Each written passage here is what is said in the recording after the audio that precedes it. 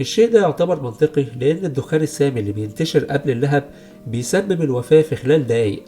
النار ممكن تخمد جزئيا أو تبقى محدودة في جزء معين من المرتبة أو تشتعل لاحقا بعد الوفاة، فكتير من الضحايا بيعثر عليهم غالبا بدون حروق تذكر. هنا نأتي لفكرة امتى نشك في ان في وجود شبهة جنائية. لما الكلام اللي احنا قلنا عليه ده ما يبقاش موجود، ما يكونش فيه اثر للسخان اللي على المجاري الهوائية ويكون فيه اثر للحريق على الجثة. هنا يتشك ان الجثة احرقت بعد الوفاة. طيب اذا استبعدنا احتمالية القتل في موضوع زي ده، طب هل ممكن يكون السبب هو حالة انتحار؟ يعني شخص رتب الموضوع ده لنفسه عشان ينتحر؟